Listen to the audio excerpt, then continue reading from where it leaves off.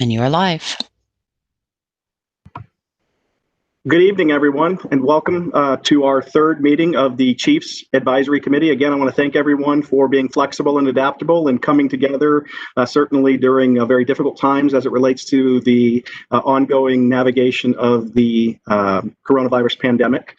So glad we're able to get together virtually tonight and have some continued discussion, picking up where we left off after our last meeting. Before we get too far into the agenda, I wanted to make sure I gave an opportunity for anyone who has reviewed the minutes from our October meeting, if there were any amendments, corrections, or additions to the minutes from our meeting on October 13th. I know Ms. Myers was sent that out shortly after our last meeting. Just want to make sure I gave some space if anyone had anything for the minutes we sent out last. If everybody's had a chance to review, certainly if there's anything else you can send us later, we'd be happy to amend that if you felt like there was something that was missing from our last discussion. And again, before we get too far into the rest of the agenda, we have another member joining us for the first time tonight. So just as everyone was able to have some space and opportunity to introduce themselves to the group during our first meeting, I'm so very glad to have Miss Ingram here with us this evening. And would just like to give her an opportunity to introduce herself. Courtney, if you could share a little bit about your background, and then with the group, any hopes and aspirations and goals you might have for your part in our ongoing discussions as a member of the Chiefs Advisory Committee. Yes. Hello, good evening, everyone. I am just rushing in from cheer practice. So that's the first thing about me. I am a cheerleading coach and I love it, but it keeps me very busy. And so I am a 7th grade language arts teacher in the Dublin City School District, and I absolutely love it. This is my 7th year teaching in the Dublin City School District, and it's just, it really brings me a lot of joy. So that's something that I spend a lot of time doing and take very seriously. And I truly do love it. And working with the 7th graders is an interesting, there's never a dull moment, I'll say that. But it is a lot of fun and they keep me on my toes. I'm also teaching completely online this year in the Remote Academy for Dublin City Schools. So that's been a challenge for me this year. But I actually really enjoy a challenge. So I'm working through that currently. So this remote kind of online life seems to be something that I'm getting much better at. So bear with me though. As far as my aspirations, goals, I think it may change as this continues, but in this current state of where we are, just having this open line of communication and being able to help bridge some gaps between different groups, and especially since I'm an educator working in the schools, I find just the connection between our police department and families and students just so important. And so I hope that I can share some of the thoughts and feelings of our other educators, some of our students, and then we can kind of connect the two worlds together. So that's my initial thoughts where I am right now. As I said, those things might change as we continue, but I appreciate you guys welcoming me. Sorry I haven't been able to meet at the other meeting prior to this, but I'm here now, so I'm ready to go. Welcome to the group. Thanks.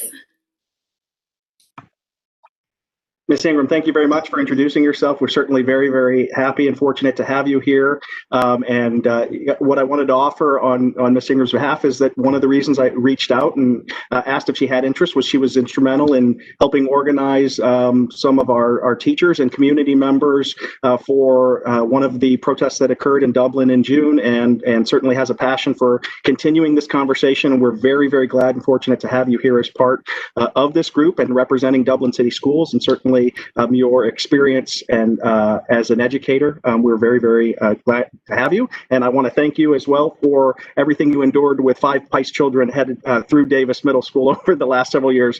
We were very fortunate, again, to be part of that, of Dublin City Schools, part of that system over there in Davis, and certainly now on to Scioto. But thank you so much for being here with us tonight. So as we start the discussion,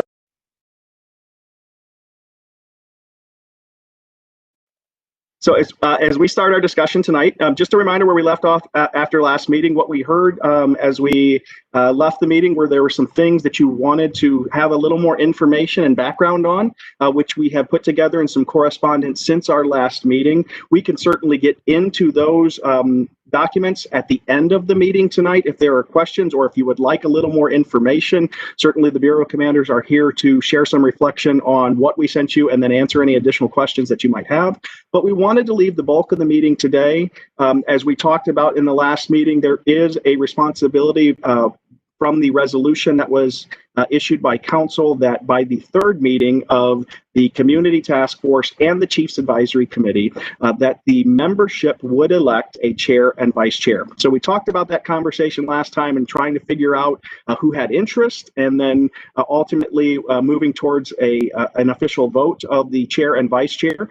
So my intention today was to leave the bulk of the front half of the meeting, or as much time as is needed tonight, for the group to have that discussion on the chair and vice chair. So I will yield the floor to the group, and certainly be here to answer or help respond to any questions you might have that might be of assistance in making that determination. Can you guys see me? Okay. These technologies.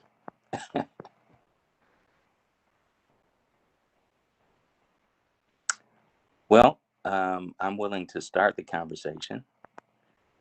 And I didn't get to say good evening to everybody, but I'm glad that we're all back together again. And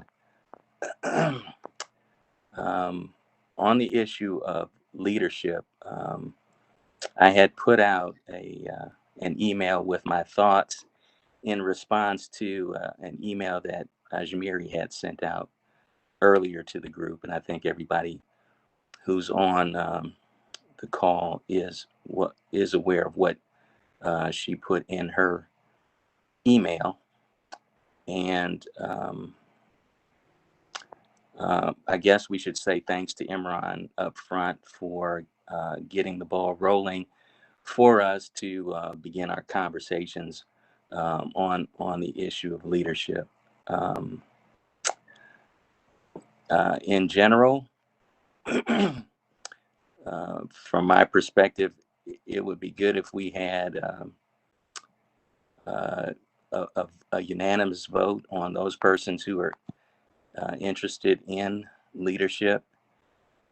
And from my perspective, I think that although the positions are marked as chair and vice chair, that whoever is in these leadership roles share the leadership load, is the way that I put it.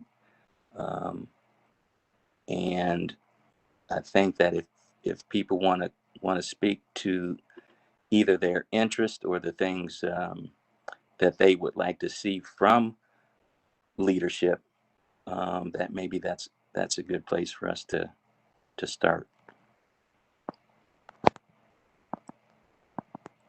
Yeah. Good place. Thank you, Judge. One thing I would suggest is maybe people who are not interested, then listen to the people who are interested rather than just. I think it's considering the time, and today is the last day to make the decision. It makes much easier. And I'll start from my part. I mean, definitely, I love what we do, and definitely I will be supportive to anyone who is willing to take that role and responsibility. Because my schedule is going to be busy once pandemic is over, so I might be traveling international, so I cannot justify the role. I opt out, but definitely I'll support whoever is in the role.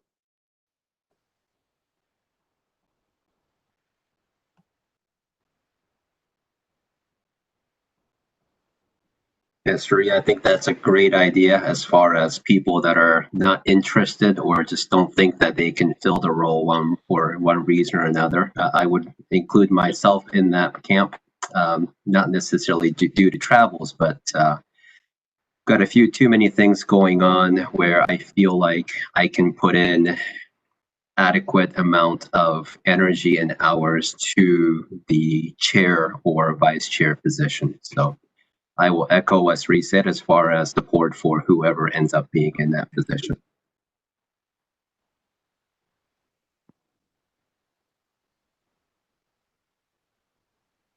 I think I definitely echo what's been shared. I would say, Mr. Soji, I think that you're in a really interesting position because we'll be able to learn from you because you're on both committees. And so being able to hear kind of what the community task force is saying is going to still be important for this group as well. I'll throw my head in the ring of passing. I want to be supportive to whomever whomever I can to continue to listen of the members of this committee. And regarding something the judge said was, I think something that will be extremely important for whomever is in the chair and vice chair position will be to help us focus. There's a lot of really good ideas, and I think trying to figure out the pathway forward and say, okay, here's going to be what will be first, here's kind of what might be next, just to kind of help us guide in this beginning and building year will be critical. So I'm excited to support and whomever continues forward in those leadership positions. Yeah, I'll echo sort of what everybody's mentioned so far. I've kind of been back and forth on whether or not to take a leadership role, and I think in the past couple weeks I've sort of decided that my role will be a support role, and much like it has been, will be to challenge the folks that are the face of this. And that is not to say that if no one else is able or willing to do it, that I won't step up. But yeah, for now I will pass as well. The way I see it is everybody is a leader in this committee because the composite of this group is just amazing. I think everybody will bring so many perspectives, but of course we need to have a chair and a vice chair that will guide the conversation and the committee. Being an educator during COVID feels like a two full-time jobs right now. So I will pass on that, but I trust, and you have my commitment and my input and my insight, and I'll continue to help us also with the conversation. From that, you can count on, and I look forward to supporting our chair and vice chair in that work as well. And Chief, this is Imran, and I kind of echo what all the members have said so far, especially what Stella just mentioned. We are part of a team, and definitely someone with a little bit more wisdom and expertise who have kind of been in this role play of community service for a long time. That person would be a better fit, and we are he or she, whoever would be that person from the team, will have our support. So I know we had a kind of a brief conversation a little bit ago through email. So we kind of narrowed down a few options, and I think Judge, you can probably speak to that, and especially with Mary, since you were hosting that in the conversation as well. I think we can probably get to that point a lot sooner than later. So. Thank you, Imran, and that's well said. And I will also take a position of a supporting role because of some other commitment in life I work. But I will definitely support our leadership and our group to do the right thing, to contribute ideas and support.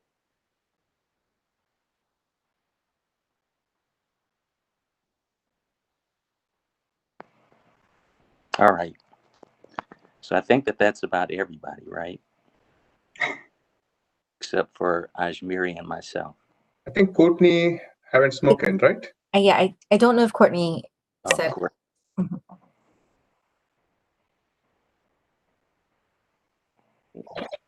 Lost. Oh no. Okay. I love leadership roles. Probably too much because I have too many at this point in my life, and this is one of many committees that I am a part of, which again I chose to do all of those, and I want to be a part of them. So that's not the issue. It's just I'm learning to not spread myself so thin and to say no. And so although I feel that I can be in a leadership role, I don't think that this is one that I'm going to take on at this point. So again, I'm happy to support. Obviously, I'm on this committee for a reason, but this isn't the time for me to take on that role. So I will pass on to someone else. I think we have 2 finalists left, Judge and Ajmeri. Rock, paper, scissors. Yeah, really. I think Judge Maynard should probably be chair. I mean, he's been in the public eye for many years. You know, he's used to communicating with a lot of elected officials, and I think that we need somebody with your experience leading this group.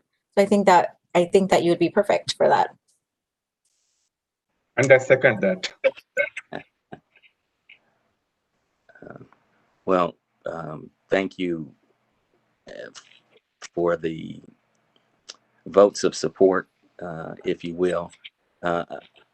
Ajmari, I'm definitely willing to serve in a leadership role if you're also willing to serve in a leadership role for the committee. I think it's just down to the two of us. So I will do it with you, definitely. Okay. I think that is great. I can tell you that that I'm happy that this is a decision that the group as a whole participated in and has made.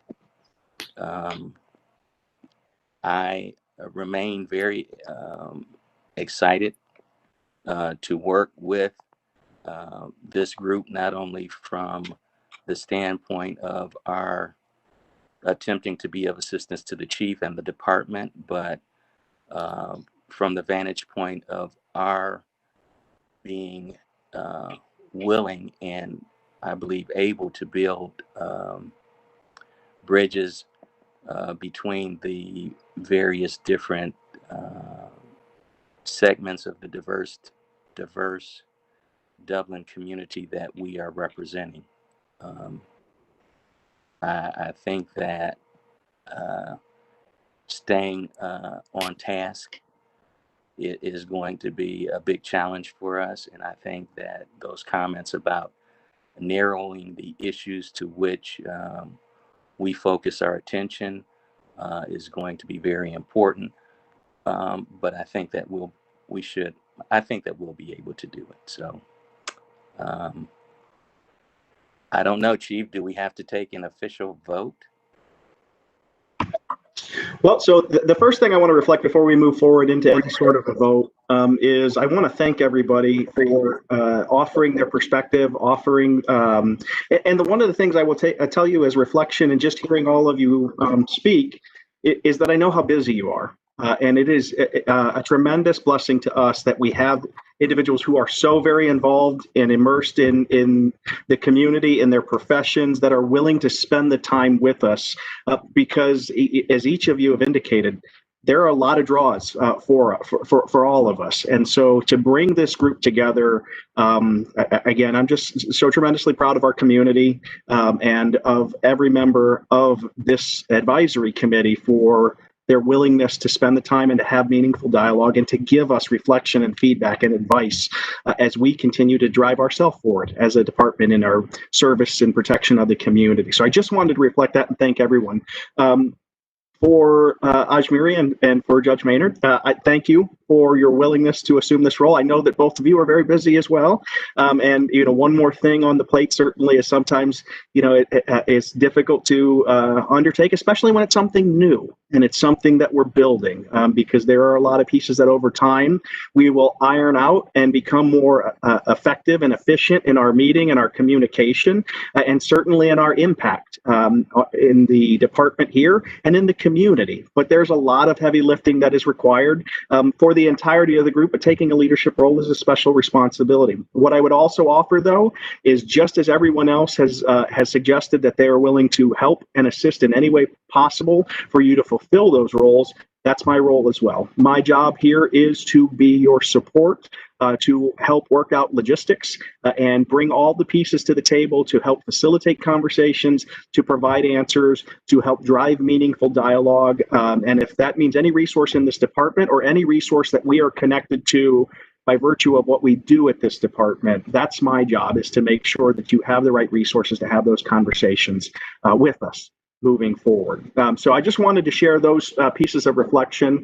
I do think that we will need to have some formal vote. One of the things I was just sort of tracking was as we went through the identification of who is interested in the leadership positions. I just don't know, and I didn't take clarity away for me listening to the conversation on which position Ajmiri and Judge Maynard were interested in, or how we wanted to work through that. I think it's a very simple, having had the conversation, a simple vote by the advisory committee to affirm once we've decided that. I just wanted to make sure I understood exactly where we were with with each of your desires to serve in those capacities. I think that the group said that the vote would be for me to serve as chair and Mary to serve as vice chair, which I call co-chair. No, that's absolutely, no, I appreciate you offering that, because certainly while I'm trying to identify so I can report back to the city manager and to council who is serving that role. And again, I would offer a thank you for taking these roles as leaders among the committee members. However, as I offered in the last meeting, we are very fortunate to have all of you as part of this committee, and we'd be blessed to have any of you serving in these roles. And everybody will play an important part as we continue to have discussions on individual topics or discussions about the department or issues in our community. But thank you for the clarity on that. I suppose we can take and just do two very quick votes if I'm clear on this, for the appointment to chair, Judge Maynard is willing to serve, is willing to take that position. And again, we can regard them as co-chair, but just so I have clarity, we'll just go through this in two steps. So I would ask the group then for all those in favor of Judge Maynard's acceptance as the appointed chair by the committee, signify by saying aye. Aye. Aye. Aye. Aye. I think that was unanimous, so no need to even ask on the other. And then so moving into the other position on vice chair for Ajmiri Haq is willing to accept the role as vice chair for the committee. So all those in favor of affirming that appointment signify by saying aye. Aye. Aye. Aye. Very good. Thank you so much. Go ahead. I'm sorry. I probably stepped on somebody there. I'm studying this. That was easy. That was very good. No, but I'm glad we took the time to have the discussion. For clarity moving forward, on those two positions, I'm going to go back through just very quickly the resolution to talk about what those roles. Then and again, my job is to make sure that we have all the resources that we need to here to support you in serving in those roles. So for chair and vice chair, the Chiefs Advisory Committee will elect from its appointed membership no later than its third meeting, a chair whose duties it will be to coordinate meeting agendas and advisory committee support with the assistance of the chief, preside over meetings and serve as the spokesperson for the Chiefs Advisory Committee, and the vice chair whose duties it will be to serve in the absence of the chair. So again, thank you for leaving some space for the discussion here at the beginning of the meeting and for formalizing our two appointees to those positions. And thank you again for all of the discussion and consideration. And again, to Judge Maynard and Ajmiri for accepting those roles. I greatly appreciate it. Any further discussion on those roles? Judge, go ahead. Yes. Chief, in looking at the resolution as amended, it says that we have to submit certain things semi-annually.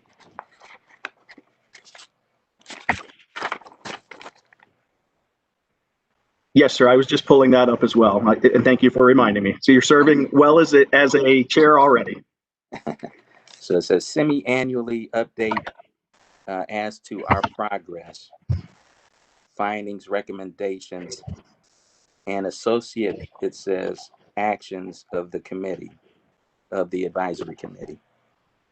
So does that mean that at some point in time in February of 2021, we have to have some document prepared for submission or presentation to City Council?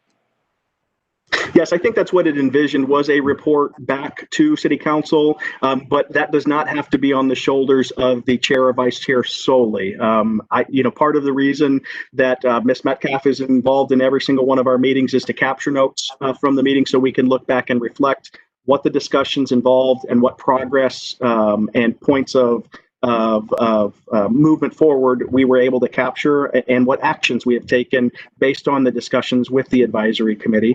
And then for Ms. Myers as our PIO and helping put together, along with the bureau commanders who are part of this meeting, us putting together that report. Your involvement would be helping make sure we capture everything we need to, but we also want to be mindful. I don't want to just report from my perspective what I heard in the meeting. I think it's critically important that whatever we discuss and whatever we're communicating back to council is very reflective of the totality of the discussions that we have, so that it does capture all of the viewpoints and clarity from the advisory committee members. So your involvement would really be to review those, to make sure that you are comfortable that it is in fact exactly what the committee offered to myself and to the department and to the city, and then attending the meeting to, again, answer any questions that council members might have, to just follow up on any of the information that we provide to council after our committee meetings. When and how those occur, we haven't decided on dates. Certainly the city council the city council meetings are on a very particular cadence and rhythm throughout the year, but it does say, I think, semi-annually. So when those occur can happen in congruence with things we are working on and have accomplished, or they can just be a periodic update of what we have discussed or accomplished as a group together. Does that answer the question, Judge? It answers the question, I guess, from your perspective. I think that it might be advantageous, though, for the group to have in mind this timetable, and 6 months from the time that the resolution passed would be February 2021. And in terms of the work that we try to accomplish, I think that we need to be mindful of that sort of date or deadline, and even now start planning out some time in late January of 2021 to be prepared to spend some additional time beyond just a meeting time to either go over materials that is being compiled, or have a discussion where we sort of compile our own sort of report, synopsis of what we would like to communicate to the city manager and city council, and then make sure that we and the chief are all on the same page or pages. Sound like a plan?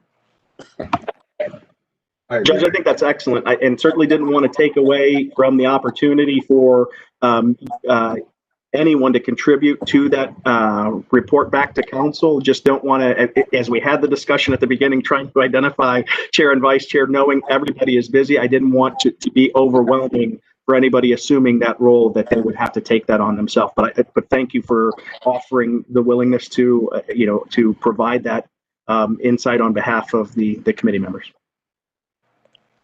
Well, it's just something that we'll continue to hash out.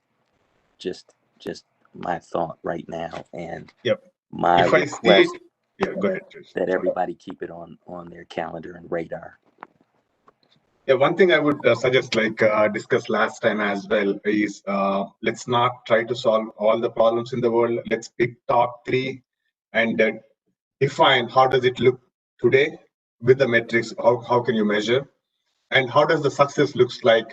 It could take 1 year, if you have to report in February, it doesn't mean like we solve the problem, but where do we stand? I mean, what are the goals we have in place, and what initiatives we took it, initiatives we have, and what initiatives we have completed. So it doesn't need to be solving the problems or entire Dublin police problems in 3 months, but at least we need to show the progress and how does the success looks like, so that we can all celebrate at the end of the whenever it comes. That's my 2 cents, but again, I mean, that's. I agree with you 100%. Thank you. I think that's a great point. Again, I don't want to leave the discussion on the chair and vice chair before we've had an opportunity to have any dialogue you feel is necessary. But if we feel like we're at the point we can move into the next line of the agenda, I think exactly what you're speaking to is good sort of transition and momentum right into the discussion of goals and focus for the committee. So again, I just wanted to thank everyone for your time and attention to the chair and vice chair discussion, but I'll again yield the floor to any discussions that are necessary on identification of goals. And we don't have to complete everything today, certainly, but to really get into the meat of where we want to go as an advisory committee, and just any points or discussion that any of the committee members might have.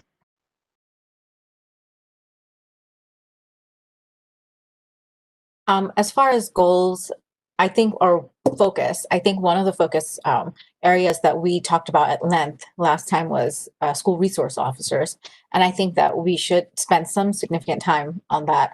And that might be our main focus for the next 2 or 3 months until we have that February report in.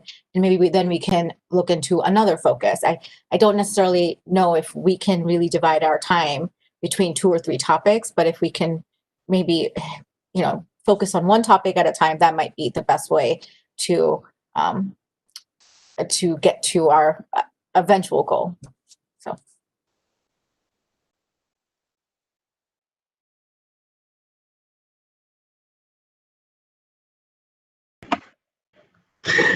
That's a great point. And again, in reflection on the last meeting, we had a lot of discussion about school resource officers, about the police department and our focuses and intentions with the program. Certainly, it's a very long tenured program, but we want to make sure that we are providing a foundation of understanding for everything that we do within the current confines of how we provide that resource to the school system, and then continue some dialogue and discussion after or during on where we want to go as recommended by the advisory committee, and what that looks like for us in making a determination on how to utilize that resource in the schools.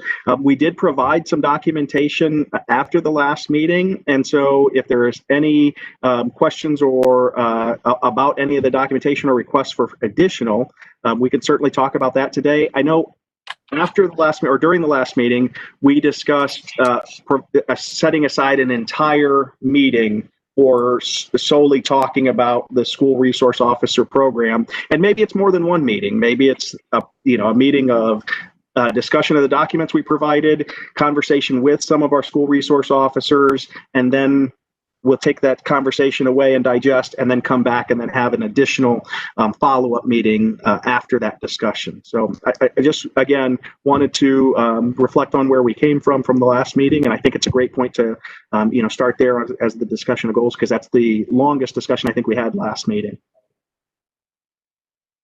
So I did see the email with all the resources that was sent out. It was sent out November 5th, and we had a little election taking up at least all of my time. I don't know about anybody else, but I was pretty much glued to the TV for a long time. So I looked through it very briefly. I wasn't able to go through too much of it, but what I did notice is there wasn't any documentation. I don't know if you have it or not, is of how you document interactions with students, or do you document interactions with students? And if you do, can we get a copy of that documentation? And and also another, just an offshoot of that is, how do students feel about the school resource officers? Have you done surveys, or have you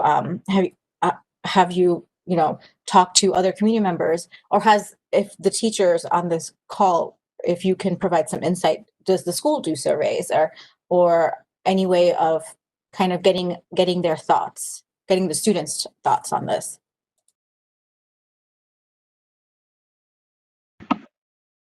I'm going to let Lieutenant Tabernick jump in because there is some additional work he has done with the sergeant for the community education unit. In information we're still putting together to provide as part of that discussion. So I'll let him jump in and talk a little bit about the work he's done since the last meeting. Thanks, Chief. Yes, like Chief said, we'd definitely like in a future meeting to have Sergeant Rice, who is the sergeant over the community education unit here, and then some of our school resource officers here to talk some of the more operational pieces in the schools and answer some of the questions that you may have. I just wanted to note a couple things that were sent out, a couple highlights. You had asked for a list of the training that the community liaison officers and the SROs have taken. And that includes a training course that they just took part in on election day, actually, with the schools. So the schools provided us a great opportunity to join in their training, which was a DEI training. So there's some of that information in there. And I would also like to highlight the bottom of that, where we are open to training recommendations from this committee or members of our public. So we are absolutely open to those and would love to hear them. Also, just for this group's thoughts and feedback on some of these things, we provided the latest CEU job postings. So that's a specialized assignment at our police department. So our officers have to apply to be a part of the community education unit. So I just wanted you guys to see some of the contents of that posting, which included the structured interview questions, and then also an exercise prompt that was very timely to a lot of things going on right now in the nation and in the world. So there's a couple pieces there for you, and also I had Sergeant Rice put together a document for me that encapsulates CEU. So not just our school resource officer program, but I know last meeting we talked a lot about what other programming does the police department provide, and talked a little bit about active threat training, personal self-defense training, our DAP program in the schools, etc. So there's a lot of programming that our CEU provides. And again, I will say, we think we do things very, very well, but we're absolutely open to feedback and any other communication that this group would have, especially, as Ms. Hawk said, some of the teachers in this group were definitely open to your feedback because, frankly, you're in the schools a lot more than I am. So I definitely welcome your feedback.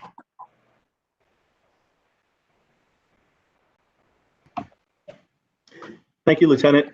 For Courtney and for Stella, if there's anything you wanted to provide sort of as guidance for us on what you would want to see during that discussion, certainly anyone who has feedback for us or to help prepare us to bring back the right resources, again, to facilitate a full discussion of the school resource officer program, I want to give space to have that discussion today, but I wanted to make sure that I leaned into our resources and connectivity to the schools as well as part of this discussion.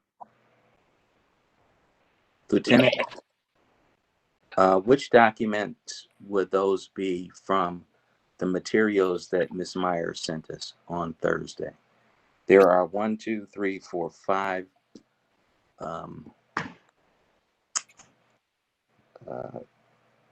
sections here.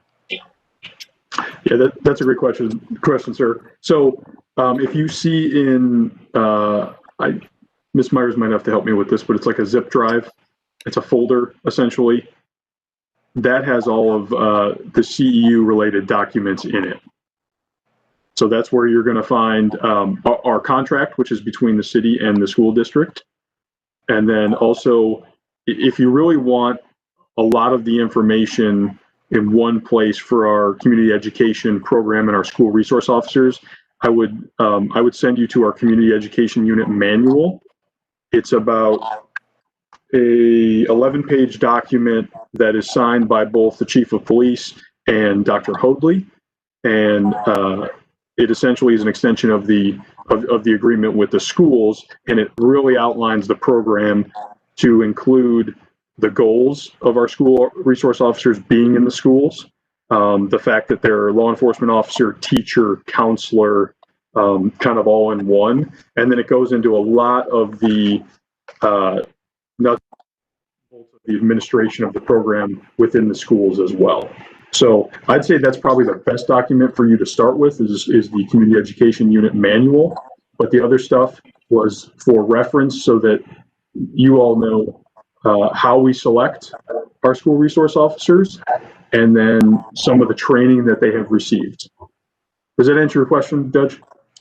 Somewhat. Okay. I've opened up the first document. It's in the zip, and it says Community Education Unit, September 2020. Is that the document? Is that the folder I'm supposed to be in? Yes, Judge. Let's see, the school resource officer document zip file. I'm trying to open it myself. Yes, and then in that folder, it's the school resource officer documents. Yeah, And the then manual and the contract were together as one piece. Yes. And then I outlined in those 4 bullets in the email just the more about the selection process, and those are also in that file. Okay. The training that Lieutenant Tabernick is speaking about was is included as well. There's CLO and SRO training that was recent, so I tried to describe each of those trainings.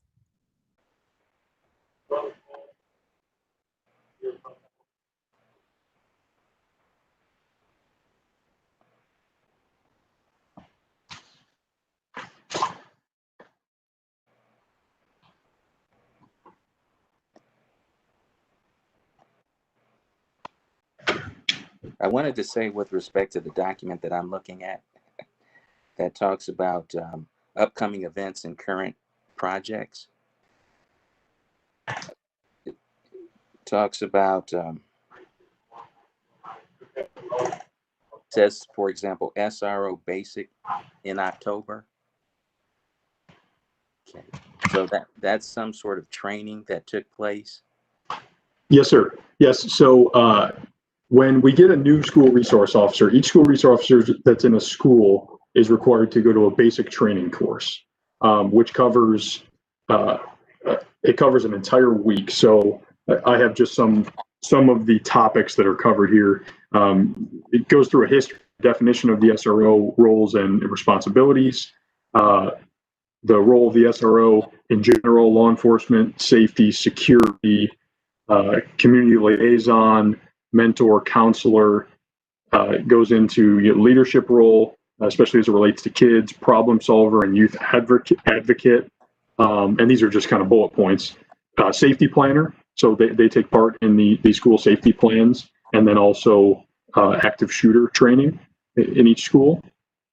And they're also instructors in a lot of these courses. So there are general blocks within that basic training course for SROs that are covered. That's what that's referring to. So we sent our newest school resource officer, Officer Nicholson, who is at Sells Middle School. He completed basic training. Now, all of our 9 members of our community education unit have now completed basic SRO training. Okay. And my question, I guess, to the group that's particularly interested in this, is that the kind of information that you want? So looking at the Lieutenant, if you can help me with just looking at the document, I see that the training, if I'm looking at the right document attached, because there's several, they've also attended a workshop or a seminar on racism. Where do we go from here? The bias hidden within you. And then intrinsic inclusion, rebooting your biased brain. And then with Dublin City School staff member Dr. Mohammed's workshop on November 3rd. Are those the last 3 seminars or workshops, training that they have attended? Is that this year, or is that in the last couple of years? I only know Dr. Mohammed because I was part of that. But what about the other 2? When did they occur? Those were all this year. So I'm going to say either late summer, early fall, those trainings occurred. Okay.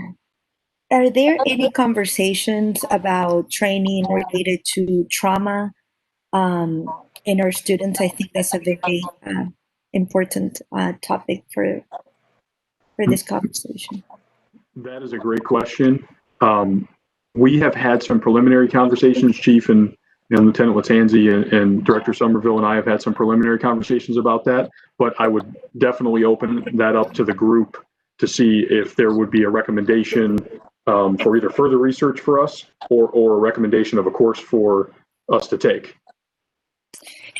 I think that's also part of the journey that we're taking in Dublin City Schools. I facilitate some part of the conversation, but we've also find other professors and other members in the community that their expertise is on trauma-informed practices. Dr. Howard from Ohio State University is one of the professors that we had facilitating a course in Dublin, and from taking that, being part of that experience, I can tell that anyone that is serving the community can benefit from understanding how the body keeps a score when it comes to trauma, and what are the ways that the ways we show up or present with the community, especially with our students, and what understandings do we need to have in order to serve students better. Yeah, I also mentioned this at one point to the chief. Dr. Bobby Beal is a great resource regarding trauma work, specifically in schools as well. She mentions how we punish trauma responses and things like that. She's a great resource, and I think I might have her information if you can't find it. So just let me know. Thanks, Sharing Cam. that Appreciate that. information with law enforcement, is that something that potentially, if there is a course, if there is an agreement to either contract or have these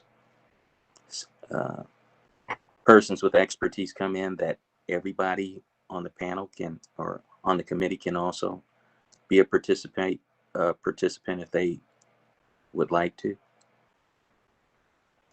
I think that's definitely something we can explore. It's a great idea. And while we're talking about it, I wanted to actually see if Ms. Ortega had any feedback on that. Sorry to put you on the spot here, but any feedback on the trauma-informed care or anything else to provide? Yeah, I think that's fine. You put me on the spot. It's all right. Sorry. No, I think everything that's been discussed is spot on. I'll dig into my files as well. I think one of the interesting, I don't want to call it a challenge, it's an opportunity. One of the interesting things that we have is to figure out how to have the trauma-informed care lens woven into the law enforcement lens. And so trying to make those languages mesh up. And then we also have to factor in school district language. And so I think it's not just a plug and play. And so we have to kind of think about all those different lenses and perspectives. But I definitely think trauma-informed, we talked about this a little bit last time, training and ongoing too. And it sounds like the department is really committed to this. It can't be a one-time thing, and that's with anything. It needs to be really continual conversation, and that would be something where I think this committee could also be beneficial to having those discussions around how to start incorporating those conversations on a daily basis. So for example, and I'm not even going to pretend to know all the language and lingo from the department's standpoint, but in your staff meetings, that's what I'll call them, in your staff meetings or your pre duty check-in meetings, figuring out how to review calls with your staff and say, okay, here's what happened in this call. So we went out to this house, maybe it was a domestic violence situation. Let's break it down. Let's talk about it and talk through this in a trauma-informed lens view and say, okay, this is what we saw behaviorally. Where could it have been coming from? And anytime I talk with law enforcement about trauma-informed care, I will not even pretend to understand the safety concerns that you all walk into every day.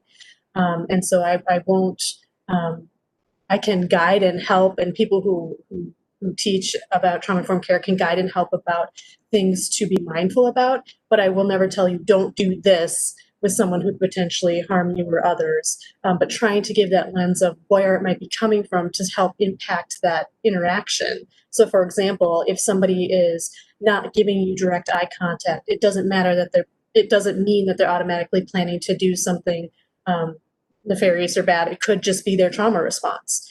And so just little things like that. But I don't think Lieutenant knew he was going to get this long of a response, but I definitely think having the understanding that we're going to need to be mindful about melding all of the different cultures as far as from like the police and law enforcement perspective and trauma-informed care and school and all that. But that to be said, yes, ongoing conversations, trauma-informed care, I think we can get some really, really neat things happening with that. Can I ask? Oh, go ahead. Can I ask Susan and or Stella to clarify? No, when you mean trauma, what kind of trauma are you talking about? And does that include racial trauma? Because that's also a big part of how students and individuals react when they see law enforcement is a lot of racial trauma. Definitely, and I won't speak for Stella, but since I'm unmuted, I'll answer first, I guess. I mean all things.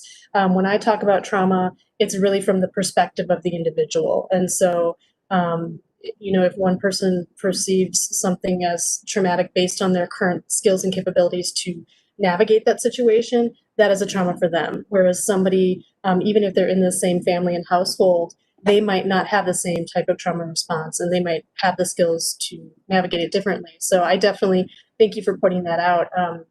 When I refer to trauma, I'm talking about all trauma. I would, I agree with Susan. It's all the parts of trauma and racial trauma, as in like how we saw the world in 2020, that it's not a new problem, right? It's not a new situation, but it just escalated and the world sat down and watched it from their homes. There's a responsibility piece, to address. In schools, we're also having this conversation of the racial progress, and a child that is 8 or 9 years old have not seen anything else but our current reality. So how do we undo that trauma, right? Or how do we help our students understand that what they saw is not normal? It's not okay. It's not the default. It's not how we act. It's not how the world functions. But that's in their 8, 9 years old mind.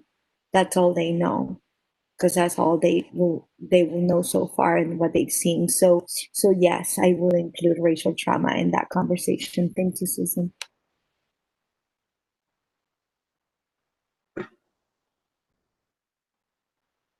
I think to start to understand, I think Nick mentioned, there is a document, 11-page document between police and Dublin schools. I think that would be a great starting point for all of us to understand what services, what kind of training is going on with the school resource officers. And maybe it's all going well, but my question is it reaching to the students? I mean, if you take the survey of the entire school, how many times school resource officers are communicating with the students? Are the students aware of all the resources available to them? So that will be the key, just bringing the awareness and just trying to understand.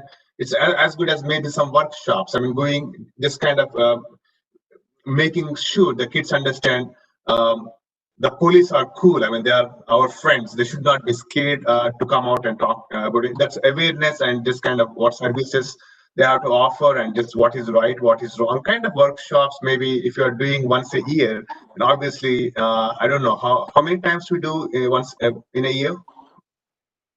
The workshops with the students on bringing it could be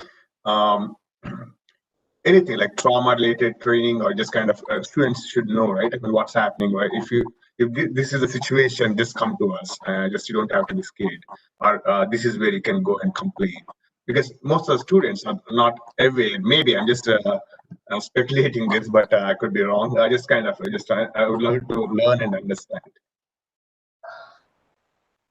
I think that's an important part of the discussion too is that we're talking about an educational or training piece for law enforcement, but what the doctor was just talking about has to do with that component of community engagement, and community engagement by the resource officer as the law enforcement presence in the school, and just their willingness, their intentional willingness to interact with the kids, to show them something different from what they may have seen over the course of the summer, or may have seen in environments outside of their school, outside of their school. I'll just put it that way. So I think that as we talk about how we can, like, if we agree that Dublin's police department is good, how can we help make it better? You know, maybe some of that type of intentional interaction with the kids, and particularly the kids who are of color, would be something that we would like to see them do. And it's not it doesn't have to be a difficult lift. It's just an intentional willingness to interact with the kids in a different way, or a more substantive way. So, Ray and Judge, this is Imran. So I think a very interesting part of the conversation that we're discussing here, it seems like, there's definitely some level of data that's out there, but we probably don't have the visibility to. So I think once we get that data, that how many times these interactions are occurring between the SROs and the police department in general with the school body, and also with the school constituents. And if it's way too many, or if it's not happening enough times, we need to find that out. And how effective those communications are, we probably need to rely on some sort of feedback coming to us as a team, or maybe coming to the school body, and then they can share the data with us, depending on the what level of confidentiality of the student data they want to share with us as a community volunteers. So I think there's some level of information that seems like it's missing. We probably need to identify that information, and then once we have that information to our disposal, it might be meaningful to kind of come up with some future steps ahead, like plan it out, like if the SROs are meeting like once every quarter, has that been very effective? If not, then like maybe we increase the frequency of that interaction and that engagement. So I think we need to have that data. We don't want to reinvent the wheel. We just want to build on what is out there, and see how prosperous we can be and how effective we can be in that communication going forward. So I think this is a great conversation, but I guess we probably need to rely on the department to help us find that information. So, Chief, go ahead. I was just going to ask, can we have the school resource officers at the next meeting? Because I think a lot of our questions that we keep coming back to, they could answer for us very easily. So if we could have them at the next meeting, I think we can move forward from this conversation into a more substantive and action-driven way forward. No, thank you for offering that, and I don't take my silence as anything more than just trying to listen and hear everything that you are all now, and after the last meeting, again asking us for. And to answer that question, yes, absolutely. That's why we suggested that there were probably two ways to answer that question on data. Data sometimes is a number, has value only so much as you're able to transform that into information that helps, again, give a perspective on what that number sort of means. So I think there are two ways to answer the questions, one of which is exactly what you suggested. There's an anecdotal where the officers can share their experience, share their intentions, and give some foundation for, here is when I show up every day at the school, here's what I'm looking to do. Here are the opportunities I'm looking to engage. Here are some of the success stories. Frankly, here are some of the things where I wish I had reached out to this student a little more, maybe in a past relationship. And here are the things that I learned from that helps me connect with somebody else later in my career as an SRO. And I think the other is answering from the data perspective. And so what I wanted to do, and I'm going to ask Commander Somerville to jump in here in a second because he's over our Records Bureau. So I'll lay out exactly what I'm asking him as he gets a chance to wrap his mind around it. We have a number of ways that we collect information. So every call that we go on is recorded from the time it's dispatched to the time the officer arrives to the time they clear, with an abundance of notation that typically occurs as a result of that individual contact or call for service. Beyond that layer, we have instances where we don't just respond, but we end up with an actual documentation of a contact, whether that is an incident report we have taken, an arrest we have made. So there is a number that goes with those incident reports as well. So there are really these sort of couple of layers. But I'll let Commander Somerville sort of talk about how we collect that information, how we house that information, and what we might be able to provide, because I think it helps inform for the discussion what you might be looking for and what we can bring back. We can certainly build things out of that data, but we can. I'm going to ask him to sort of share what we have currently that we could go back into and answer some of these questions. Yeah, good evening, everyone. If we're specifically focusing on school resource officers, the Records Bureau and the documentation that we carry doesn't document every conversation an officer may have with a student. It would be whether or not it would rise to, and probably the SROs could do a better job articulating than I, but if it rises to having a documented encounter, somebody came to an SRO to report a crime or report that they were a victim or something along those lines, our school resource officers do a very good job of starting the documentation by opening a call for service, which is a part of our computer-aided dispatch system. The best way I can explain it, if you needed a police officer to come to your residence and you called our communication center to have that happen, that's all tracked by putting it in the computer-aided dispatch system, and all the information related to that call is there. That's what starts off most documentation for interactions. If it actually rises to the point of being a crime, or if there is a citation issued, or if there would happen to be an arrest involved, then we have documentation specific to that incident, an incident report, an offense report, an arrest report, copy of a citation. Those are, we kind of call our computer-aided dispatch system records the in-the-moment record. It kind of grows as the incident progresses until it closes, and it happens in progress. So what may be entered in that call for service record at the beginning, after an officer investigates, may turn into something different, and you can see that progression throughout the call for service. The incident report or offense report is actually what's filed by the officer after they have done an investigation, and they write their report to document everything they've done. And we can pull those records out. Officers in the schools, as even officers on the street, don't document every casual interaction that they have with someone they may encounter, whether it's doing a business check or doing a foot patrol in a business area, or a school resource officer walking the hallways. But once it becomes an official contact, then they would log it through the computer-aided dispatch system, and then if it rose to the level of being an incident or an offense or something along those lines, they would complete documentation that goes into our records management system. I have a comment, I guess, on that. Or can I jump in here? So I guess that shows a lot of, when we get to that level, that's obviously a negative interaction that a student is having with a SRO. I'm interested in how can we compare that to how many positive interactions they're having? Because to me, that's important.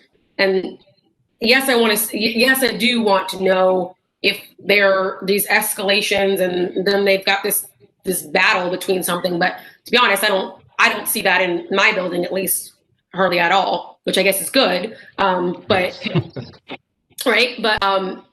But I think I would be interested, and I don't know about the rest of the group, but when we're talking about the perception of the SROs being in our buildings and what some students might feel as that's somewhat of a some sort of a negative, how many positive interactions are they having with students or staff for that matter?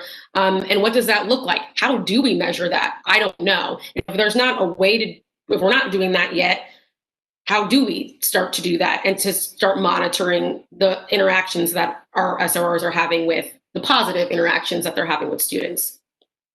I would like to add to that before, if you go one step backwards, I mean, just because once it comes to the police department call, that is most of the times it's negative, something bad happened.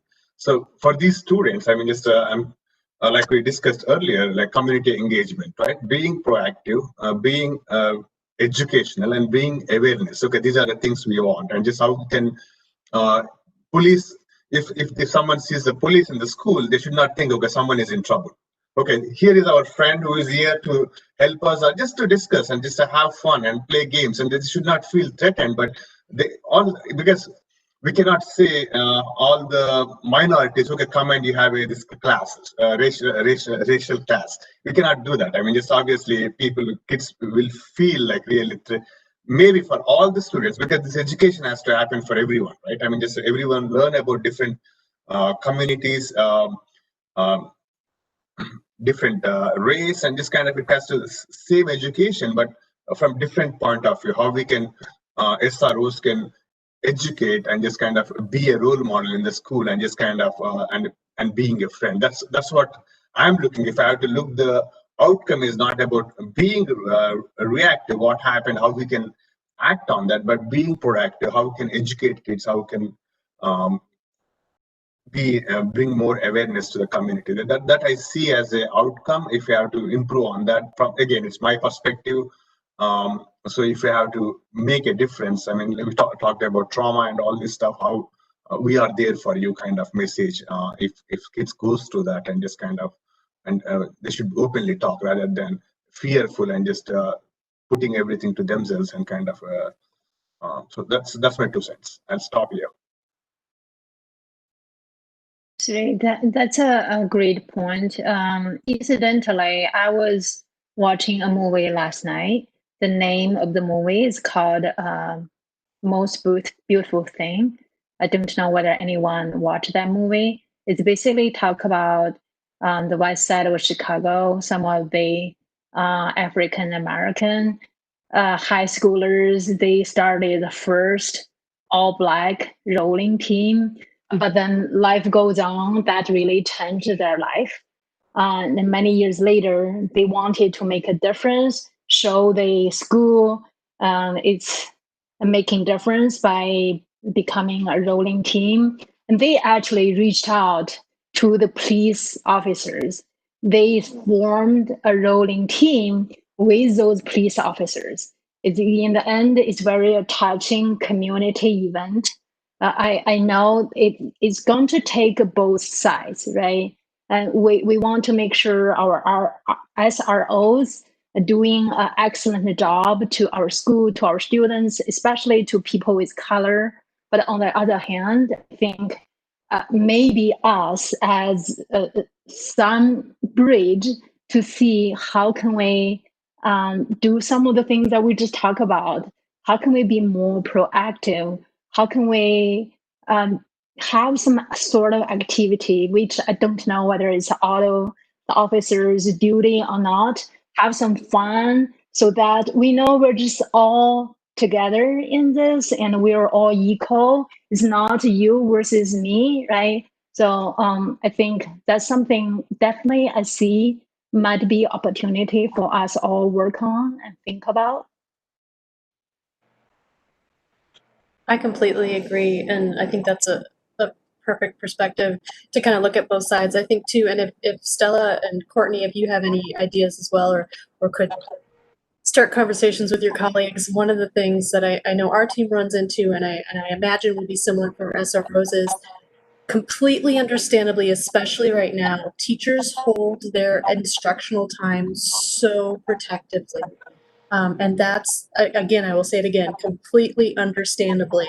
And so if there's any way we can get some insight from the two of you and whomever else from the district about how SROs could best engage with students while also understanding that it's difficult to get into classrooms right now for lots of reasons. But I think that's something we have to kind of pull apart to be able to support the SROs figuring that piece out as well. And I would say that's similar to even if we are, I like the idea of getting surveys from students if we can, and parents if we could, about even those positive interactions. I know sometimes districts have been protective too about how much they send out to their kiddos. And so just kind of some of those detail things, if you all have insights, would be awesome. And I think sort of that, and this is a bit of a tangent, taking a look as well as how those opinions and thoughts about SROs compare to police in general, whether that's in Dublin or the community at large. Because I know if you would have asked me when I was in high school if an SRO that was in my school was my friend, I would have said yes. I would have said they're a mentor, they're this, they're that. But if you ask my general opinion of Dublin police, it may or may not look the same. And I think that's something to acknowledge is, how that's either shaping negatively or positively their view on policing, and if that differs from their view generally, if that makes sense. I think to go off of what Cam said, we have to also look at the overall department's diversity, equity, and inclusion training. And I know we touched on that briefly a couple of meetings ago, but I'm sure that's also happening side by side with the SRO training on DEI work, because nobody here lives in a vacuum. We're not just an SRO officer. We're not just a community engagement officer.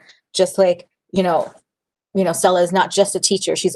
We all wear many hats, and whatever training we acquire through our work or through the community, we apply it broadly. So I want to, I guess, alongside with the SRO information, kind of get more information on the department overall, so that I can see. I mean, I think we should be able to see if there is something that we can help with or guide the department overall. It will help SROs as well. I think that's a great point again. And yeah, as we've had the discussion about the school resource officer program, and it is a substantial unit within our department, we also want to make sure that if there's an opportunity for whatever development and progress we make with a particular program, we consider how do we expand that to the rest of the department as well. And what is the impact and benefit? If we're talking about trauma-informed care, I'll take as an example and reflection of some of the notes I've been taking, that is absolutely beneficial for our SROs to have an understanding. But I would want all of our officers to be able to employ the same skill set and resources and experience to be able to resolve a situation, whether they're a school resource officer or an officer who happens to respond to the school because an incident required them to, in that moment, be ready to handle any situation. And I guess I'd ask Officer McCloskey too if she had any sort of perspective on that as well, because I don't want to, I speak from my perspective as the chief, but I also, that's part of the reason we've included officers here to talk about that impact and connectivity between our work groups. We don't do anything by ourselves. We lean on each other, and so we have to be prepared to respond to anything from any position we hold within the organization. Yeah, so as far as like the trauma-informed care, I think that's a really good point, because a lot of times, so I work patrol, and a lot of times when we respond to calls, we go into a house in the heat of the moment, and it's easy to make assumptions about what's going on. But if we can kind of get that training on the front end, it can help us. It really is going to pay out dividends on the back end, because we're going to be able to go in these calls with a little bit more knowledge, know-how on, hey, this kid's acting this particular way. Maybe he's not, being malicious or has any bad intent.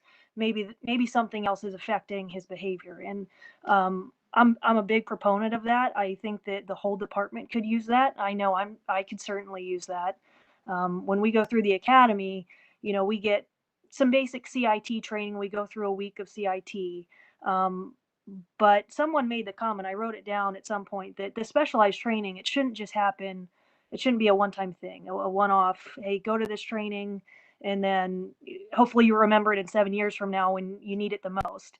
I think that we need to do this stuff frequently, whether it's semi-annually, quarterly. I don't know what that looks like. There was something else that someone had said that I wrote down that I thought was a really good point. It might have been Stella had said, you know, the little kids in our community have only seen what 2020 has had to offer. And I never thought of it that way. That's huge. So moving forward, you know, as a patrol officer, when I come into contact with these young kids who, you know, the cutest kids in the world, they might not feel great about my presence, and they might have only seen what's been on the news and what's kind of taken front center stage. So that I thank you, Stella. If that was you, thank you for that point, because it's going to bring a good perspective for me going into those calls where, you know, you have 7, 8, 9-year-olds involved. And Bert, can I just say, you know, it makes all this conversation and the time invested in everything so worth it when we hear, you know, an officer saying, I learned something and I have a new perspective. Moving forward, that's the lens you carry through. I mean, that's powerful indeed. And if anybody wants to learn more, these thoughts that we're learning and we're talking about with a couple of colleagues come from Dr. Beverly Tatum. She wrote the book, Why Are All the Black Children Sitting Together in the Cafeteria? So that's where we have been discussing this idea of racial progression, and it's making us rethink a lot of things. So thank you, Amber, for taking notes and for that. And Osmary, I want to go back and answer the other part of your question. I don't want you to feel like I ignored the question on diversity, equity, inclusion, and training at the department. That's certainly something we can come back and share sort of what we've done in the past. But I would reflect to this group, you've already provided us some insight on, and again, opportunity for us to think about where do we go moving forward too, because there's only so much that I think we gain in value or in just giving awareness of what we've done in the past. I want to share that because I think it's good foundation so you have an understanding of what we are currently operating under. But as we have the discussion, just as you said, Stella and Amber, thank you again for jumping in and sharing. You know, we're learning as we go along as well. And the whole point and intent of bringing this group together is to let the experience and resource and passion you all have for helping build a more inclusive community and a department that is responsive to the needs and conversations that are currently happening in our community. What are the right resources we bring in? What are the right trainings that we bring in for our officers? And then beyond that, how do we utilize those to deliver better on our protection service and public safety in partnership with the community as we move forward? All of this for me and for all of us here at the department is about progression. It's about development and evolution because that's what this community deserves. And so I'm so thankful for you guys engaging in the conversation and sharing your perspective with us so we have an idea. Not only are we moving forward ourselves, but we are meeting the expectations of the community as we do so. That's a quick nuts and bolts type question. How do the community liaison officers fit into to the department? Are they part of the community education officers grouping, or are they something different? Judge, it's an excellent question. I'm going to let the lieutenant jump in, and then I'm going to ask Amber to be prepared to follow up as well. Yes, thanks, Chief.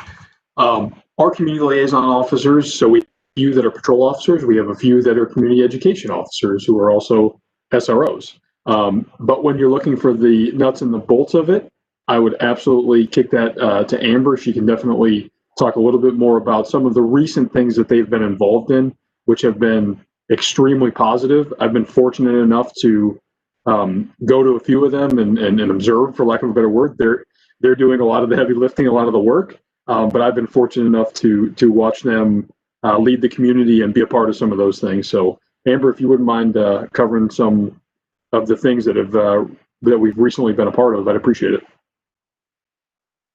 Sure. So I had the honor of becoming in probably May. I can see that I jumped into the unit right when things jumped when we disconnect between PD and the community, necessarily in Dublin, just as a whole. And as a community liaison officer and as a unit, we've kind of spearheaded a lot of these conversations on into Zoom meetings and WebEx meetings, just like we're having today. And we do it, on a smaller scale with people out in the Dublin community, whether, they have children who are children in the school who experience racial bias. And we try to talk to them and get their perspectives and how as a police department do how can we help bridge this gap, the PD and the PD, and that's essentially of it. We're a liaison between what we do and what and problems, other things going on in the community. And so a couple of things that we've done Zoom meetings, it's made everything difficult. But a couple months ago, because of COVID, we're having a hard time, getting out and seeing people and having that one-on-one connection. And it was causing a lot of mental health issues. So we tried to think, okay, how can we, have them get out of the house, have a little conversation and feel like they got out and experienced something that the day had to offer. So we partnered with a church in Dublin and came out, I believe, once a week for roles. There would around this parking lot, elderly individuals in the city who wanted to come, they wanted, but they just wanted to talk, to see a face, have a physical touch, a face-to-face conversation. So we were the Dublin food pantry, and working with my biggest I guess part in the unit and the thing that is these conversations that we're having really this that we had tonight. I love getting out there and meeting people in the community who have very different perspectives, different. There are people in the community who and they're not sure how to the traffic.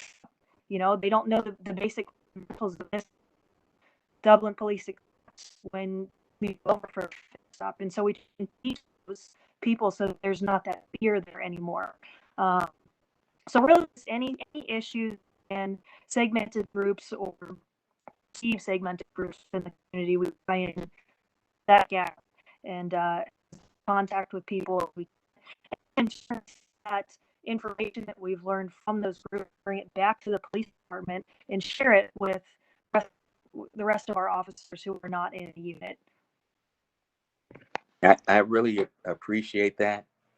I would say that just in looking at the sheet and listening to you about the things that the community liaisons have gotten involved in, that's the kind of information that I think that you guys should be sharing with this committee prior to the events going on. And that's the kind of community involvement or engagement that I think is important, that the community at large knows about. And I think, again, in that thinking outside the box, we have to think about how we or how the department interacts and makes itself better on these issues specifically that we're concerned about around diversity, equity, and inclusion. So I would have enjoyed knowing that you were doing the things that you're talking about, particularly like with the food pantry, and just being able to come out and see that or be part of a photo shoot or something along those lines that would just help, I think, build bridges between the department and many different communities. I'll just say one thing, Judge Maynard did share a lot about our senior lunches over the summer, and just kind of with some photos of our officers. Also recently, our partnership with the Dublin Food Pantry, sharing some stuff that the officers were out there to pass out Halloween candy and really start to work on their relationship with the pantry. But I do like the idea of trying to help make sure that this group is aware of the things that we're sharing, even if it's just kind of me sending an email to everyone, say, hey, these are things that are going to happen, or that they did happen, if it's something that's just kind of short notice. Yeah, I would echo that, Rebecca, because there are two purposes, right? One is if we know that beforehand, maybe we can share with our community to just promote the event. The other one would be if it's happened, then we can use that as a showcase to our community.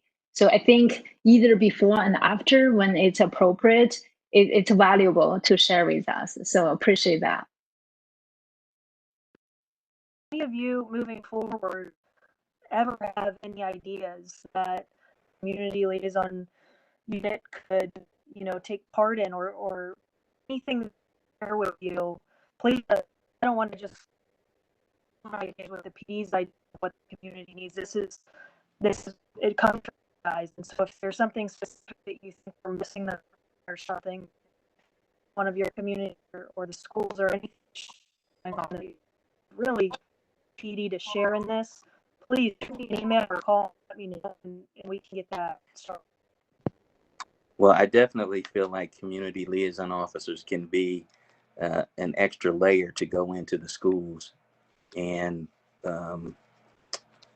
perhaps be more of the buddy type persons that the doctor was mentioning, and be an additional support to the SROs who are already in the buildings. Judge, I appreciate you offering, and certainly, I want to thank Amber for jumping on and sharing some information about the activities she's been involved in, even in the short time she's been in that role. Certainly, that is one of the programs we have at the police department we would like to grow internally, as we have other members who have an understanding of what the capacity is for our community liaison function, and as they bring ideas to the table of how we interact in, frankly, in non-enforcement, non-traditional ways where we are connecting. There's a common thread as we have this discussion tonight about the school resource officers and about connectivity to the community, that there are things that we do that sometimes we have maybe taken for granted that we're just involved in them because we feel like they're the right things to do, and we just want to make sure we have that connectivity to that individual in front of us. But there is a benefit, certainly in the discussion that I'm hearing today, in broadening the awareness of those things that we do, so that when you see an incident that occurs in the news, and we talked about this in the first meeting, if that's the only reflection you have of policing or of the Dublin Police Department, you might wonder, is that the only thing that they do? And so there is so much more. And I think Ms. Ingram mentioned it earlier, in her school, there are interactions that are happening with our school resource officers that we've had through that program that are not maybe recorded as an incident report or even as a call for service because we've dispatched somebody there. It's simply the officer engaging as part of that environment, as part of that ecosystem that is the learning environment at Davis Middle School or at Kaufman High School or at any of the other schools that our school resource officers visit. And equally for our officers that are working community events, whether that be the Irish Festival or a football game on Friday night, or just stopping out at the park on what we term as sort of a business check. And not, our term for it is 913, but they're just out. Basically, they haven't been dispatched there. They're just showing up to interact with members of the community, to have a conversation. I always tell people that one of the most important tools I carry around with me as a police officer, and the officers who are part of this call will know, the sticker badges that I carry with me, because as I see kids and get an opportunity to just have that connectivity and interaction and have a conversation with a child in our community or their parents, to just connect in a way that isn't what they might have perceived the interaction would have looked like if they only saw, again, a news presentation or they heard something from an experience that somebody else had with a police officer. So I want to say thank you for, again, opening the conversation to all the possibilities and offering yourself as a group to help us communicate and, again, send that message wider as we continue to connect to the community in ways that we certainly hope are beneficial for the police department and all the members of this community. So thank you. Chief, can I? Okay. No, go ahead, Susan. Oh, I was just going to ask a quick question. You mentioned Davis Middle School, so it popped in my head, and I don't know if lines have changed or whatever. How do SROs navigate if their school is in a different precinct? So if it's Columbus City Police who cover that school because of lines, but do we still have SROs in the schools? And if an incident does happen, how, you don't have to get into details, but how does that communication work? Is it usually pretty open? So can the SRO act as a liaison in that situation and talk with Columbus PD to kind of navigate what might happen for that student or family? Just kind of wondering, and I know that's a little vague. That's perfectly okay. What I'll ask is Lieutenant to answer, and then if Ms. Ingram or Ms. Fialba have any feedback on their experience as well, certainly want to make sure that we have a full discussion as a group.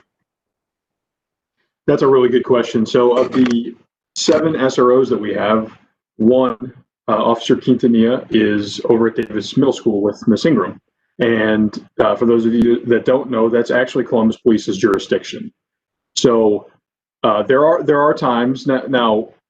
I would also like to remind everyone, enforcement is really not something that we do predominantly, right? I mean, we are counselor, teacher, all of those types of things. And enforcement, it's never a good idea to get, especially a middle schooler, into the criminal justice system. So that is almost a last resort for us. So I just kind of wanted to remind the group about our philosophy on that. We use many other things such as diversion to make sure that we're getting that child back on the right track in a lot of cases. But in those situations where enforcement action is needed and it's outside of our jurisdiction, the expectation for Officer Quintanilla in this case is that he acts as that liaison with Columbus. So you hit the nail right on the head, Susan. He is definitely expected to be that liaison. He's not there to tell school administration, hey, call Columbus PD. No, he's the one that's going to be the conduit with Columbus PD to make sure that they are linked up with school administration. He's there helping out the entire way. So I know that's kind of broad, but does that answer what you're looking for? Yeah, definitely. And I guess the way I asked it made it sound as though it would always be negative, but you explained it very well.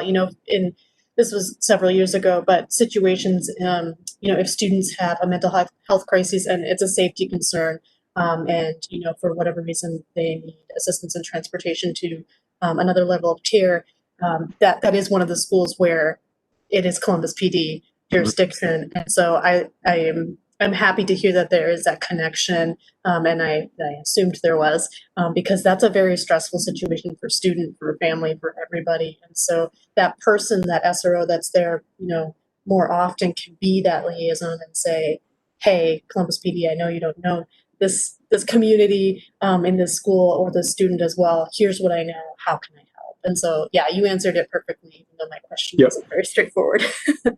Well, and I will also say we have a very good working relationship with Columbus PD. So our SROs have a good working relationship with Columbus PD. And actually, I was over at Davis Middle School, I'm going to say maybe 4 weeks ago. I saw Miss Ingram over there, actually. And there was a question that had come up from school administration to Officer Quintanilla, and it related to possible enforcement with Columbus. So I was able to actually watch him be that liaison with Columbus and answer the questions for the school administration. Fortunately, it did not result in any type of enforcement action, but he's absolutely expected to be that conduit with Columbus PD. I do want to let the group know that I see a lot of juvenile cases in my work, and I told the chief this in our first meeting. I think Dublin Police Department does an excellent job in making sure that the school to prison pipeline doesn't exist in Dublin. Whereas in other places, I do see that very evident. But in Dublin, it's very rare to see a student end up downtown. So I just want to commend the department on their actions and making sure that that's the last resort for them. And at the same time, we want to help the department get better at that. Yes, definitely. Are we going to try and stay close to the 7:30 get off time tonight, guys? Yes. I was just going to offer, certainly don't ever want to shut down conversation before it's finished, but thank you again. So before we move in, I just want to wrap up we had the discussion on goals and focus for the committee. I think we've identified at the very least one topic we want to move forward into. And if the group is in agreement, what I would suggest is at our next meeting, we can plan to have that conversation specifically about the school resource officer program. We've got some information that we've given to you already, but we'd love to bring back some SROs to have that conversation, as I suggested earlier, even with an anecdotal response for what their day looks like. And then we can talk a little bit about the data that we have that we want to share with you and can provide that ahead of time so we can have conversation fully about the program in the next meeting. If not, the next couple meetings or however long it takes for us to identify what are the goals we want to achieve, what are the targets moving forward, and how will we accomplish those things together, whether that be training or broader awareness of what the officers do, whatever that means for the group. I think that what I would suggest is that we put that on the agenda and leave that as the next agenda item in full for our next meeting. I think there's a need, at least for me, I think, to maybe hear more about the challenges that SROs or community liaison officers do face. We've heard so many positives tonight, and that's great, right? And we want to encourage all of that to continue and get even better. And we're encouraging you to be more public about the efforts that are already being made for Dublin Police Department to be a good partner to the community. That's great. That's awesome. At the same time, we know that there are interactions that are not so positive. There are interactions that perhaps you later on look back and perhaps regret how it went. And when, say, the SROs come and join us next time, I like to encourage them to not be shy about, and in fact be encouraged to share those experiences, because I feel like I'm not in the school every day and I don't know what happens on the ground, right?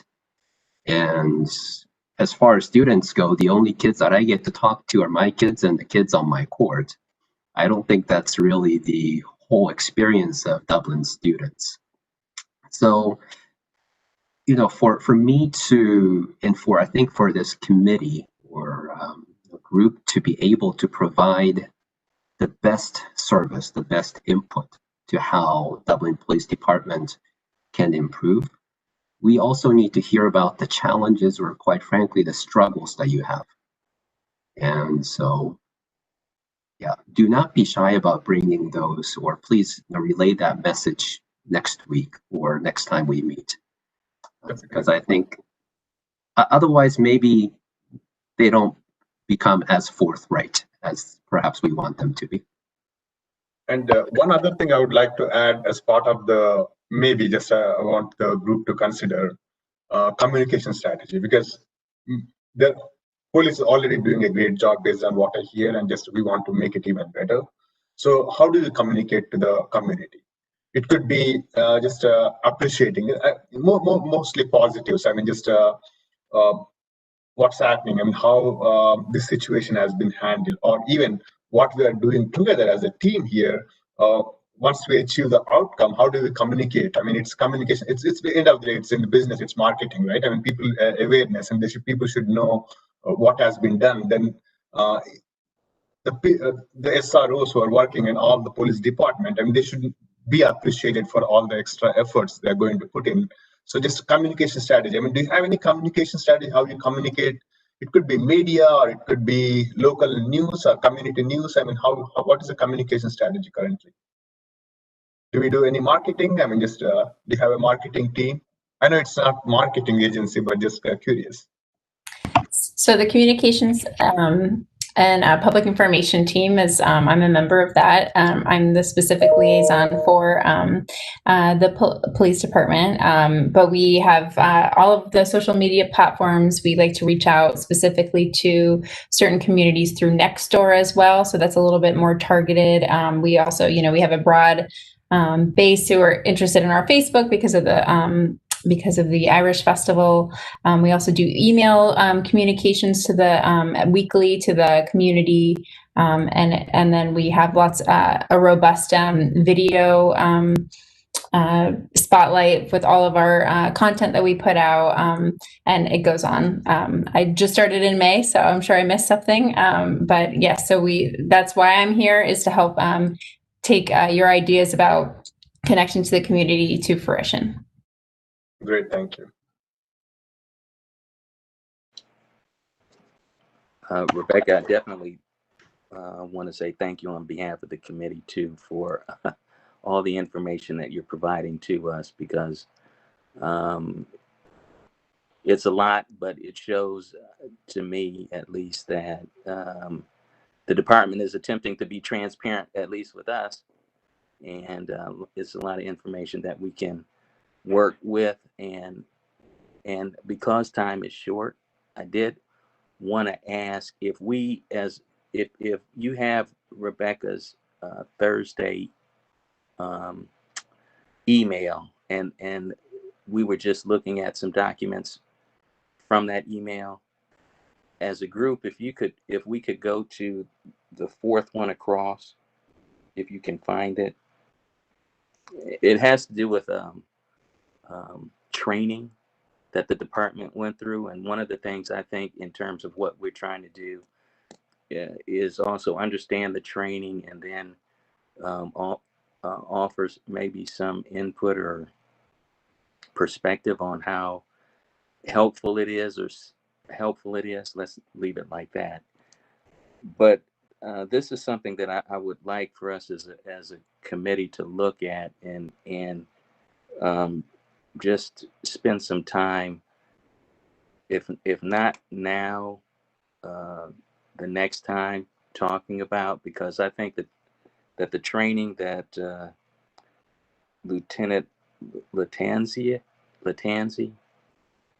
outlined for the chief is really something that I found interesting, and I think that would be interesting information if we're allowed to either share it with the general Dublin public, or if we can direct them to that kind of identifies the training and the police department's policy associated with the training.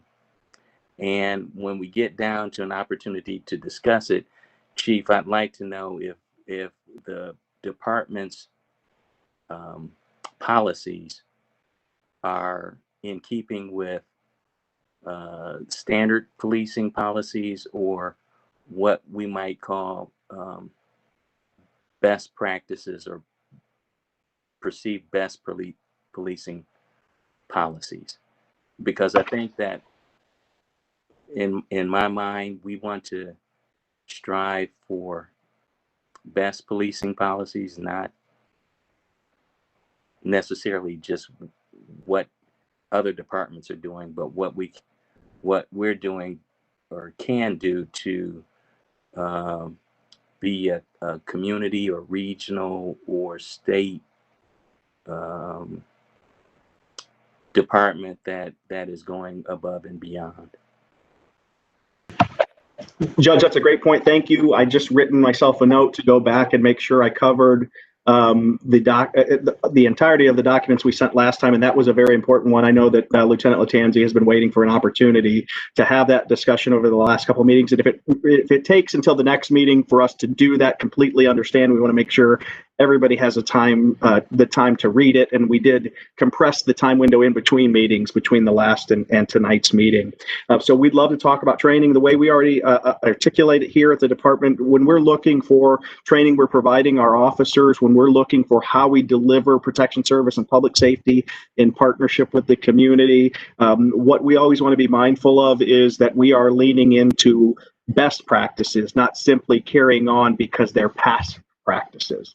And so I will tell you that one of the reasons we wanted to elevate that memo from the lieutenant and the training that we most recently delivered to all of the members, sworn members of our organization, was to highlight the progression of our policy, and that we didn't just make changes in policy as a two-dimensional change moving forward. We felt that it was important that we expose officers to scenario-based training to practice those policy changes, so that the first time an officer has to enact that portion of policy and what are very important and critical responsibilities that they have in the community, it doesn't happen out on the street for the first time, that we've given every officer the opportunity to practice that in a very realistic scenario with our training team, so they are prepared to deliver on that policy and that expectation as a department and for our community. So thank you for highlighting that piece and component. We certainly would love to come back and talk about that at the next meeting as well. I know we talked, about Lieutenant Tabernick's offerings on the community education unit, and certainly all of those documents are going to be a very important part of our discussion for our next meeting as we talk about the school resource officer program. We also forwarded a response, and I felt like I owed you an answer, so thank you to Commander Somerville for putting together a response on the language capacities and translation capacities for our Northwest Regional Emergency Communication Center. So that is a document you will see in what Rebecca has forwarded out after our last meeting. And if you have any questions about that at the next meeting, certainly we can talk about that a little more as well. So I just wanted to highlight those four pieces. Thank you, Judge, for bringing us back to that discussion. And certainly if anybody has questions tonight, we can dive into it if we need to, or we can come back to that conversation at our next meeting as well. Maynard, I just wanted to address your comments about this training document that we got. This is just a suggestion on my part to the group in general, but I would say training and talking about this document is going to take some time, as it should. So moving forward, maybe similarly to how we plan on, having a meeting next month with SROs talking about specific school dialogue. It might be beneficial to set aside a meeting with defensive tactics instructors to talk about training, just so that way you can get directly from who I'm being trained by. They're very, very educated in the realm of training, and they can put us through it. Just something you can move forward if you feel the same. I'll also note that a lot of that training distilled will be on our website so that it's available to the public. It's explained, but like how often this training occurs, what officers do, and just to kind of have that available for everybody. So we do have some draft language of that. I just wanted to make sure that the group took a look at that. I think it's important material, and if you haven't had the chance to do it, let's do that and make that part of our next discussion.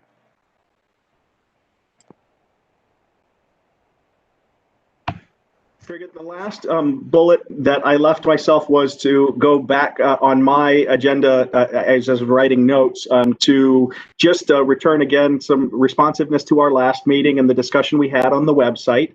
Rebecca's done a tremendous job of coordinating new photos for the website. And so I just wanted to give her credit for, again, going back and answering some conversation we heard from the group last time. And thank you again for providing that very thorough discussion about what we should be considering and how we reflect the diversity, both from our organization, but also the diversity of our community as part of our projection of what the police department, who the police department is, and what we mean for the community. So you will see those photos as we roll the website out in the near future to the public as included in that, based on the discussion that we had here with this group. So I want to thank you again for bringing that to our attention. And Rebecca, if you've got anything further to add, certainly I want to make sure I gave you credit as well. I also just included a little bit, I misspoke at the last meeting. We do have some language translation capabilities for the website. So I outlined that in the email that I sent you all, and that it can, there is a Google Translator plugin that can translate the website into 10 different languages. Also, people can use browsers that will natively translate it, which can sometimes be even more helpful. But I also used to work for the Department of Developmental Disabilities, so I understand a lot about the accessibility needs for websites and for a lot of our language, just language of all kinds, you know, to different people. So that is on my mind while we work through some of this content.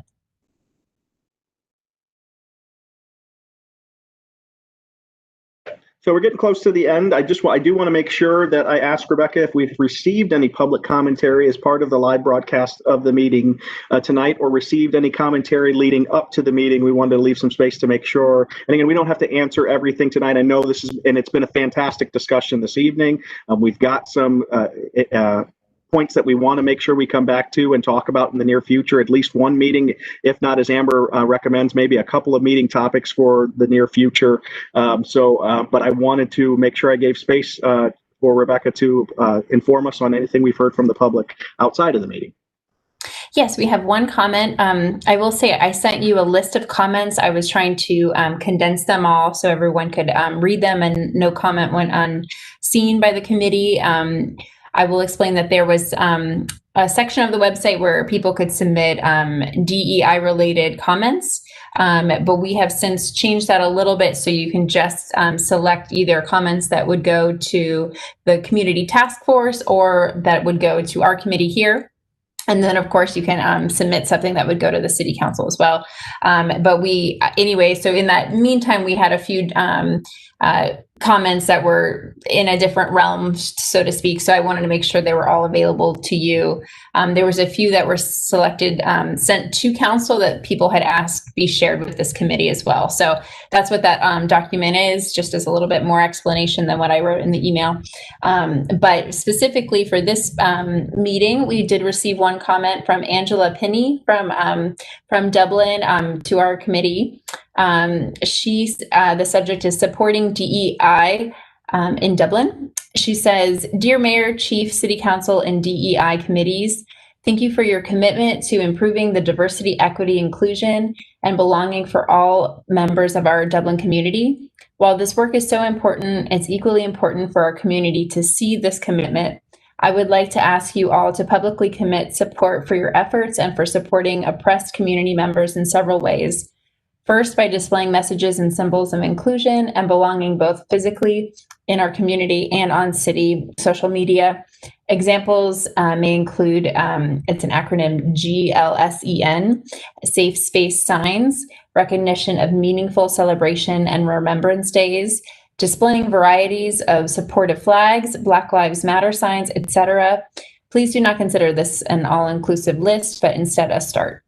Second, by issuing a public letter to the community reaffirming your commitment and the position of our city leadership. In this letter, please consider addressing the following. In Dublin, all of our children are seen, valued, respected, and loved. In Dublin, we are committed to ensuring Black Lives Matter for those who work, live, study, and visit. Dublin is a safe space for all members of the LGBTQ+ community. All cultures are celebrated and appreciated in Dublin. No preferences shown for any religious choice in Dublin. Thank you for your commitment, Angela Pinney, a community member and parent." I forwarded that to you this afternoon just so you could see it in writing as well. So again, as we work through, meeting in a virtual format, we want to make sure we provide an opportunity for the public to give commentary and for that to be read into record as part of our meeting, and to regard the commentary that we receive from the public, because it's difficult right now. While we are able to get together, not everyone is able to necessarily join, so we want to continue to provide a venue. So I want to thank Ms. Penny for sending in her comments for us tonight. And Rebecca, if I'm not mistaken, that exact email was read in a different venue earlier this week as well. Is that correct? No, this one was specifically just for the Chiefs Advisory Committee. There was another, I just sent it to you in writing. I don't have her name in front of me, sorry, but she had just asked to share with both DEI committees in the city. So that was included in your email. Thank you, Rebecca. No, and as we continue to receive those, we will make sure we get those to you as well, so we can include those as part of our discussion as we move forward in our upcoming meetings. So thank you very much, Rebecca. I appreciate it.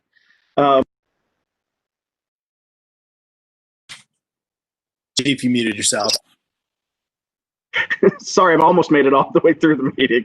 The last couple of pieces, I feel like we've had good, robust discussion about recommendations for future conversations. I think the school resource officer program is what I would suggest we go ahead and schedule for our next meeting as the only topic on the agenda, and that we just let ourselves immerse in that discussion and communication and conversation with our resource officers we bring back to the next meeting. And any questions and recommendations you guys might have during that discussion.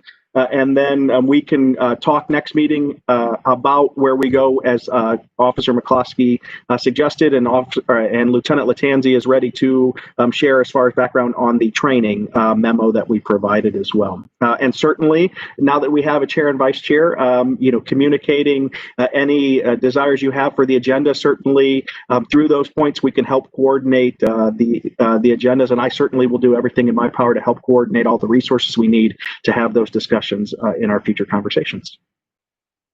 Thank you, Chief. I actually have to head out. So thank you very much for this meeting. It was very educational, and I look forward to meeting with you guys next month. All right. Thank you very much for everything, Ashmari. See you later. Thank you. Thanks. Okay. I think it would be good, even though it's whatever time it is, that in closing out, if any committee member has anything that they want to offer in leaving, that would be great. I think that our thank yous to everybody who was on the line from the department is sort of a given. I do want to ask that Courtney and Stella offer us some potential reading material between now and our next meeting. And I know, Stella, you mentioned Dr. Tatum's book. I think that the more educated we become on the issues of diversity, equity, and inclusion, the better. So if it could be part of the record for the meeting, what that book title's name is, I think that I would appreciate it being part of our record, and I would encourage as many of us who can to look at it and or read it.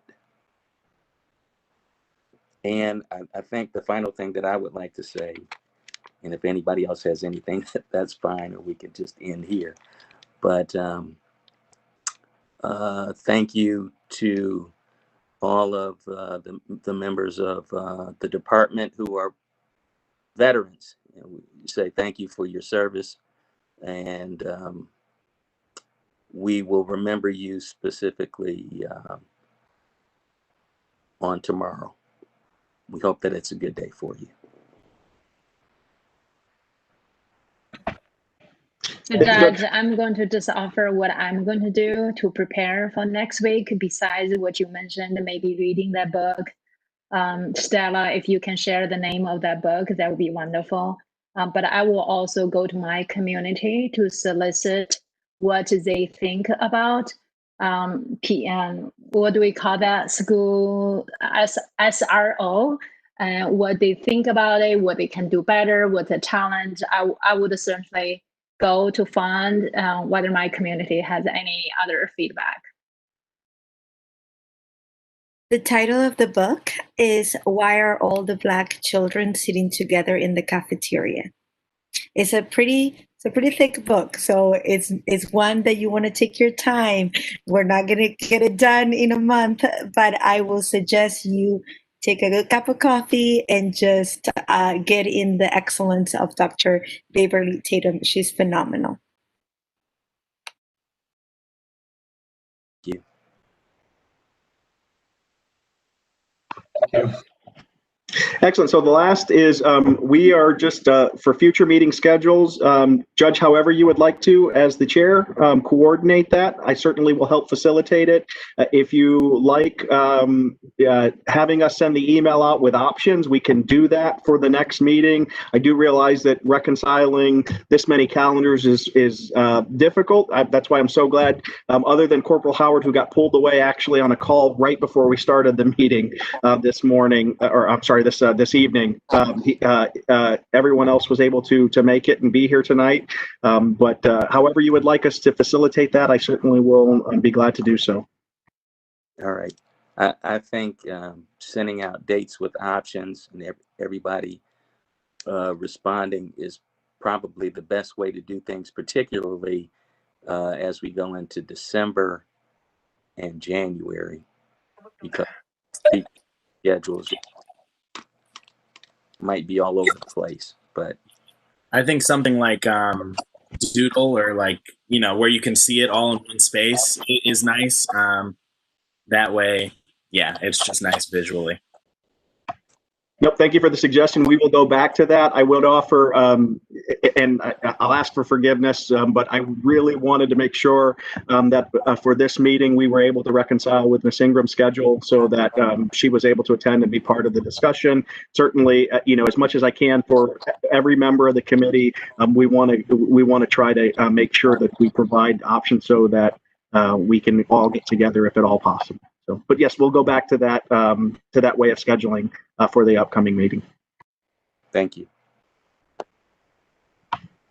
Unless anyone has anything else for the good of the group, I want to thank you all again for joining us tonight, and again for the very engaging and enlightening discussion. And I look forward to the next time we'll be able to get back together. Certainly, as the numbers continue to grow, unfortunately, on the infection rate in Franklin County and in Ohio and in the country, certainly stay safe and stay healthy and do everything you can to make sure that we're all able to get back here together in the near future. So thank you again, and everyone have a good evening. Thank you. Thank you. Thank you. Good night, Bye. everybody. Thank you. Bye, everyone. Thank you.